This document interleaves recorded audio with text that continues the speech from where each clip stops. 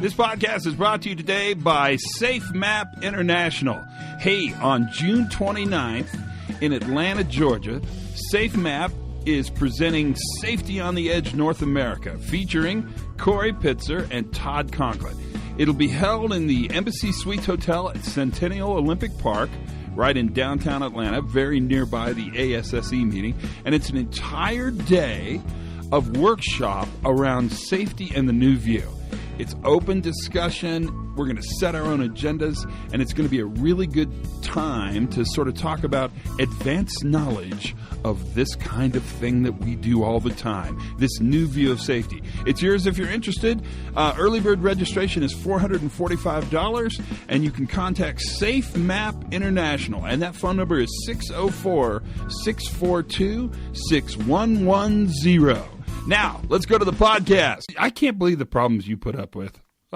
You're just an amazing human being. A lesser person would have just crumbled. Yes, they would have. And that's why my resilience as a human being should serve as an inspiration to others. and that's exactly the point.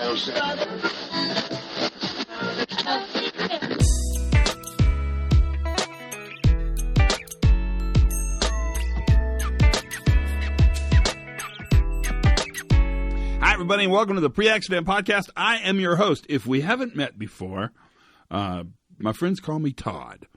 You can call me Todd. Most people call me Todd. So that's pretty much the name I go by, Todd Conklin. And I'm really psyched you're here. This podcast, I think, is going to be really interesting. I've been trying to get this one done for a while, and finally all the little things fell into place and we got it recorded.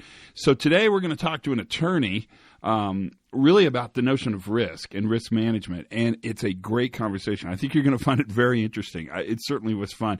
Things are going great here. I don't know what you're thinking, but golly, it's great fun. To me, the spring's a great part of the year. If you live in New Mexico, I don't know if you guys ever been here, but if you live in New Mexico, spring is really a super good time, and fall's a really super good time, kind of for different reasons. Spring, there's we're rafting, and there's all sorts of excitement, and there's stuff to do here, and people are really wound up and getting ready for summer. Summer's great, but it's not spring. And then fall, everything smells good, which is a weird thing to say, but it's completely true about where I live. I mean, it's totally a good smelling place. Anything new? Oh, you heard the little promo for the Safety on the Edge in Atlanta right after ASSE with Corey and I. I've done these a couple times with Corey, never in the United States. The first one in North America. They're really, really fun. And I'm sorry I referred to myself in third person like that. I probably should have read the ad copy differently, but I kind of didn't read it before I did it. And so I probably would have said me instead of him, but I didn't. What else do I have to say? Lots of interesting things and thoughts going in my mind, but you've probably been following them. The big conversation on risk was really popular. The numbers of the podcast are just going crazy, and that's great. Everyone's welcome. I'm glad you're here. Subscribe if you get a chance. That helps a lot. Write a review. That seems to be really important to lots of people, but mostly just listen and participate. That's really what we want from you, is just a chance to sort of hear what you're thinking. So I'm going to shut up, because I think it's much more interesting for you to listen to this interview. I think you'll find the interview really, really good. It's certainly enlightening to me to hear somebody say we have to provide a place at the table for legal before something happens, so that they're really in a position to understand the new view after something happens. And there's more. So listen carefully. This, my friends, is Charlie Madison, and a legal view of the new view for safety and reliability right here on the Pre-Accident Podcast. Talk to you later at the end of this, for sure.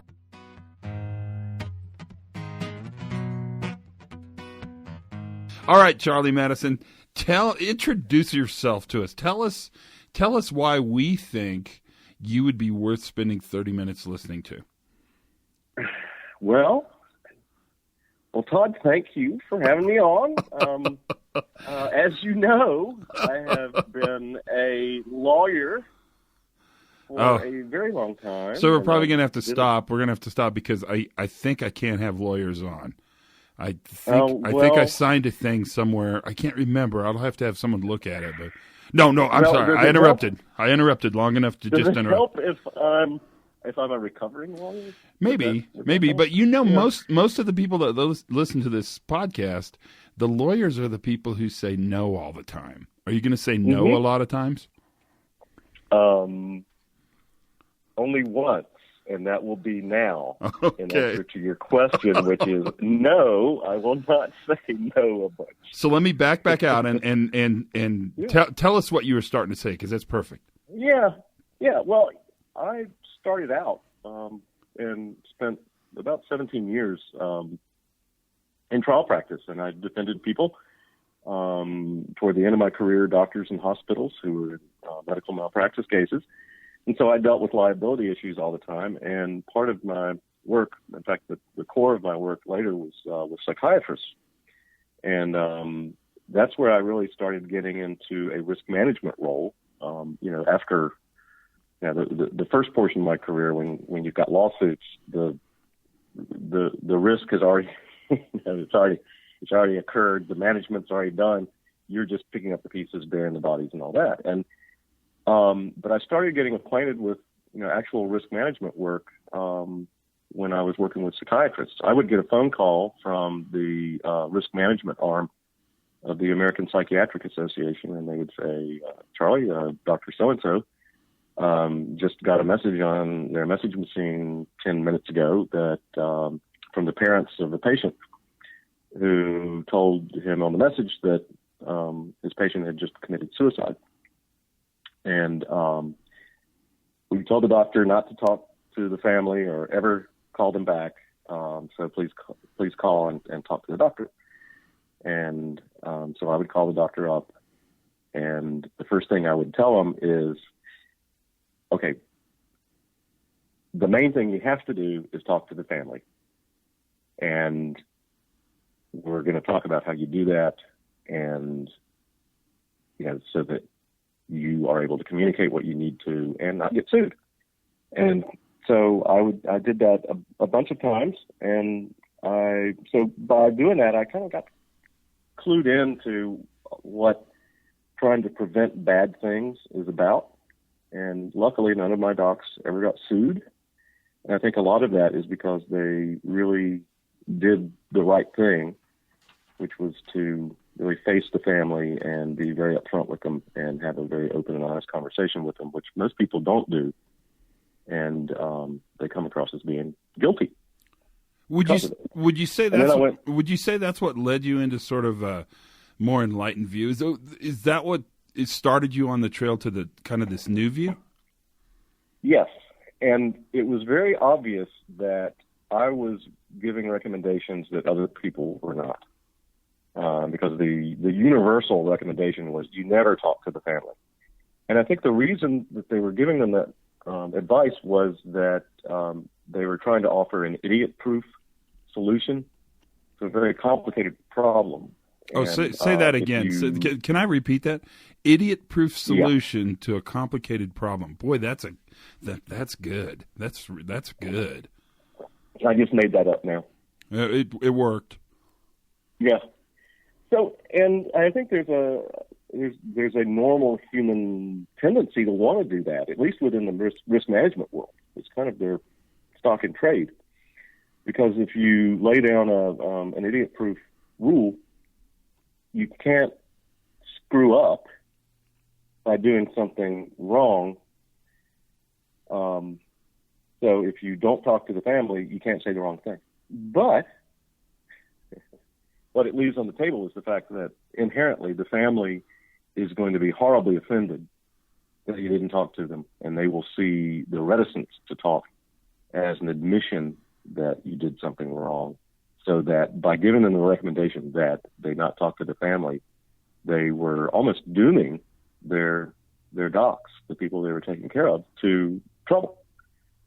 But a conversation with family after something like that is frightening for the doc and for the people who are guarding their liability. But if you really understand what the issues are and you're able to have a good conversation with the doctor about how to hold the conversation, they are able to communicate what is really important to them, which is they're just as devastated as the family is, and they're just as shocked and miserable as the family people are, and they really want to express their sorrow and communicate that to the family and be as open as they possibly can. And they were always relieved as soon as I told them, hey, the first thing you got to do is talk to the family. It was like everything that we talked about after that was easy, because that was really the main thing they wanted to do, because that's why they're in the business of doing what they do, is to help people. And it would have been a big problem to them and very, very unsatisfying if they had to remain silent and not talk to them. But that's a huge shift, right? Because you're shifting from tightly controlled information in order to manage liability to actually open and honest communication, where more information actually empowers both the doctor and the family to take more progressive, more mature moves forward, right? Am I getting that? Oh, absolutely. Yeah. And one of the things that's always a concern when there's been a fatality, and this is a legal issue, and it's one that I always ignored except for asking one question, and that is, a person has died, and the only person who actually has legal authority to talk on behalf of that person who just died is the representative of that person's estate. And the risk management people would tell the doc that, hey, the only person you can talk to is the administrator of the estate. And of course, it could be 2 months before that person is named by the court. How did you expand these ideas then to what? Well, let me start with this question. I'm not trying to trick you or anything. I haven't given you any warning on this, but that's how these conversations are. How do you define risk? That's a very good question, because I know that there are technical definitions of it, and I've heard you describe it. But what I see it as is risk is the propensity or the possibility that something bad will happen. And what would you say? 'Cause I think that's that's a totally good definition of risk. It's, we tend to sort of favor kind of an economic definition, severity times probability equals risk, which I don't think is very accurate unless you're an actuary and you're figuring out insurance costs. But when you talk about the possibility, the propensity, I think is the word you used, how do you think about that in using sort of, this is greatly simplified, but sort of the classic notion around probability that everything that can happen will eventually happen? Well, I think what you have to do is arm yourself to have the best possible odds of getting through whatever it is that's going on with the best possible outcome. And so how do you do that? How you do that is by identifying everything you can think of that could go wrong with this unraveling event that has already been a disaster. A suicide is, to use that example, is a disaster, and it can continue to unravel from there. So you try to identify what those things are that could continue to go wrong, and then you try to figure out as quickly as you can what you can do to head all of those problems off. I hear you saying that risk is more of a risk management. It's as much as your response as it is your preparedness. Is that fair? I think it in the examples that I'm giving you, it's absolutely the response. And I think the preparedness is the things you do to prevent having to have that phone call with the poor doc who had the bad outcome. So extrapolate these ideas to sort of operations that aren't psychologists and suicides. I mean, how do you look at this when you look at a company? Well, I think it's, in a lot of ways, it's very similar because you a lot of times have things that come to your attention the role that I had when I was in-house with the company was I was in charge of all the litigation, and I was also in charge of all the claims that came through. And as a kind of an additional element, I was in charge of trying to proactively reduce litigation risk by preventing things. And sometimes we would go out and specifically try to survey something and work with the operational units and see what could be done to fix a potential hazard. Can you proactively manage risk down? I think you absolutely can. And part of it is by sensitizing people. When I came into the company I was in, my predecessor, who was a great guy, was kind of old school. And he didn't look at things the same way I did. And so it took me some time to be able to develop the relationships to be able to do this. But what I focused on much of the time was that when you had that bad feeling or could see that something had the potential for not going well, and we're talking about the business unit people, operational people, that a lot of times they would give me a call and we would have a meeting and talk about what it was that they were concerned about. So I was able to sensitize the organization that by openly discussing things that were potentially going to be disasters for the company, we could very easily and very quickly keep them from happening. How did you keep them from thinking they're jinxing it? I mean, because there's kind of a certain amount of I guess folklore, I don't know what it is, that says if you don't talk about bad things, then they won't happen. Even though that's complete crap, I think people believe it. Yeah, they do, and in fact, that was kind of an article of faith by my predecessor, who, if they got a call about something that was obviously kind of a systemic issue with what we were doing, he would openly and aggressively ignore it because nobody needed to hear about that information. I see that a lot. This sort of whole management teams will collectively ignore really important pieces of information in the hopes that if you don't talk about it, if you don't name it, it's not a thing. Right. And I think that's also just human nature as well, I think, because we don't want to think about things that are bad. But what I was able to accomplish was that I took the opposite view, and that is once you know that you've got something that could go wrong and a potential for hurting somebody or a setup for some potential financial loss, you then have the obligation to do something about it. The knowledge itself makes you have to act. And I think we started doing that, and as a result, we just didn't have as many bad things happen. But how did you convince them that was the right way to? I mean, how did you make that change happen? Maybe is a good way to ask that question.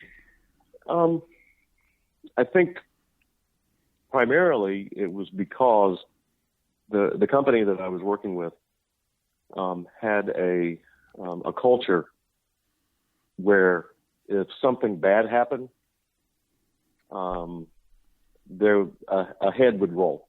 The thing that seems profoundly important to me, and this is so obvious, is that knowing less does not make you smarter. I would say that by definition, that's true. Yeah, no, it seems really obvious, except that the story you're telling right now, the story of collective ignorance, the story of collectively neglecting important things, which we hear all over the world, right, is really just a story of where an organization chooses to know less. So where do we take this? I mean, the question I'd ask you, because this is really a good question, is when you go into a company, when you go into an organization, or when you help somebody out, what do you tell them? what do you tell them to be thinking of? If you were a safety guy or a pilot or an operational excellence person listening to this podcast, what would you want to know? I think on the one hand, I think there might be a question about, how can you get your lawyers to think about things this way? Yeah, that's the right question. Ask that. Erase all the crap I said earlier and answer that question. That's a way better question. Yeah, I mean, the thing that is astoundingly obvious when you look at it later is that the people who are trying to administer operational excellence and safety improvement and learning are siloed away from the people who have the most influence over ultimately how those things are going to be dealt with if something particularly bad happens. And those people overwhelmingly are the lawyers. They have a great deal of influence. Even one person can have a huge influence that outweighs the influence of an entire organization on safety because of the credibility they're given and how they're viewed by management. And that means that in order to get your whole company working together on this stuff, I think lawyers have to be brought into discussions of the new view and to be part of the team on that.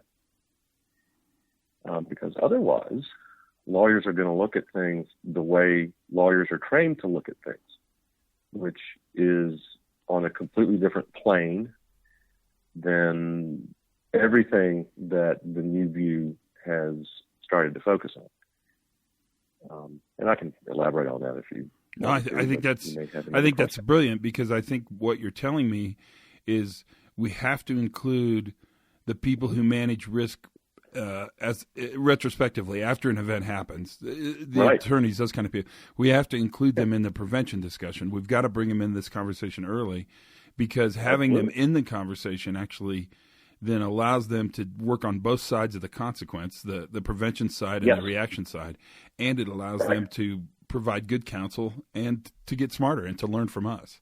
So how do we teach a lawyer? How do we talk to a lawyer? How do we invite a lawyer in? How do you invite a lawyer in? It seems like there should be a punchline to that. I don't know of one, but that seems like there should be one. Well, there should be one, and I would imagine that it's probably a dirty joke. Yes. Well, it's a lawyer joke. They're all kind of dirty. Yeah, right. But I honestly think that it is part of a generalized management discussion of silos. And I'm quite serious about this. I think organizations that do the best have found ways to have open communication within their operational teams. And a lot of times there are companies that are very, very, very strictly siloed into completely separate organizations, and they can often have completely competing agendas that actually work at cross purposes. And I don't know how often you run across that in the work that you do, but I see an obvious tension between the safety guys who have a certain set of standards and training that they go through, and the legal guys who have a completely different set of training and things that they're focused on. Could it be as simple as the fact that the lawyer guys don't see themselves as safety guys and vice versa? Absolutely. When in fact, the legal team has a huge role and a certain amount of accountability, I'll use that word, towards safe operations, towards safe and reliable operations every day. Right. And if they don't know they do, that should be part of the discussion that's fostered really in kind of that, management retreat, vice president level, what are we doing as an organization and what kinds of discussions do we need to have and who needs to be brought into our planning. And I think that's when, very early in the kind of, the high level stages of you're planning for how the organization operates, the safety guys need to make common cause with the lawyer guys, especially the ones involved in legal liability issues, to invite the lawyers into their world. So one last question, the big question. What piece of advice would you give right now? What's the most important? Where should we start this process? I think the main thing is having the lawyers understand that the linear view that the law teaches about what responsibility means in a liability context is at odds with the way organizations function. And if you can have that conversation with them and have them realize that, and that'll go a long way toward the operational improvement that you really want to have. And here's what I really mean. In a legal context, lawyers have been taught, and they learn it in law school, they learn it very early on, that liability for something bad happening has a formula. And the formula is that there is a duty that's been established to do something. There's a breach of that duty. There is causation from the breach. There are damages that result from that breach. That's the liability. It's a linear equation. It's on one plane. It really is. It's two-dimensional. And lawyers are trained on that over and over and over. The law has made that quite clear that that's the way it works. And any lawsuit that results from something bad happening will, by its very nature and by the requirements of the law, examine the issue that way.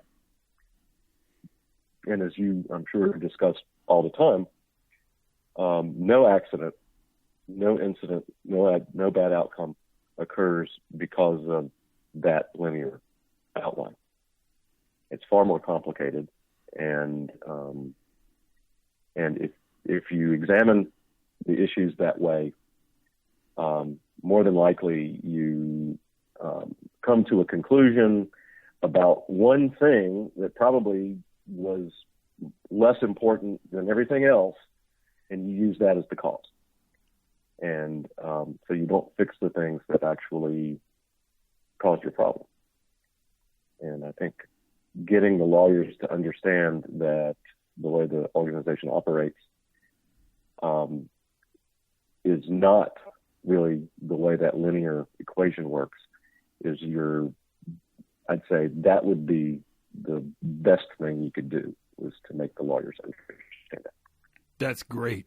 How do I contact you? If somebody wants to contact you, are you contactable? Sure. I have an email address, and that is C Madison, Madison, at atleeriskconsulting.com, and Atlee is Atlee, and then it's Risk Consulting, no dots, .com. So C Madison at atleeriskconsulting.com. That's it. And I also have a website if people want to go on, and that is atleeriskconsulting.com.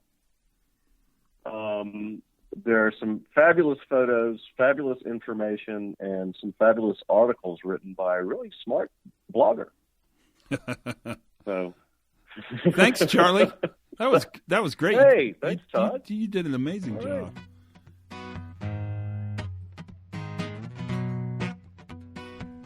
So what'd you think? I love how lawyers parse their words. They're so careful in the way they answer questions. It's really interesting having conversations with them. I think Charlie did an amazing job.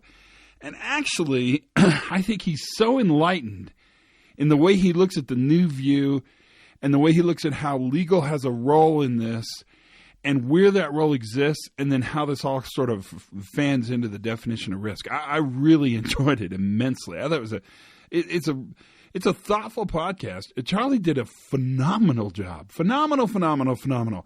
And these discussions are not nearly as foreign as you think they are. In fact, one of the challenges I think we have is you have to sort of invite the legal team to the table, to the safety table, to the reliability table, in order to bring them into the conversations so that they're a partner going into prevention and defending, prevention and safeguard, prevention and response before you need them. So that when you do need them, that partnership has already been sealed and they're so much smarter when they come to that table. That is everything for what we want to talk about and how we talk about this. This has been a great podcast. I've enjoyed it immensely. Thanks for being a part of this. As always, if you've got suggestions or comments, something you want to do, send them in. I'm glad to talk to anybody, and I think the conversations only get more interesting. Until then, my friends, learn something new every day. I bet you did today. Have as much fun as you can possibly squeeze into work while still remaining legal. And for goodness sakes, be safe.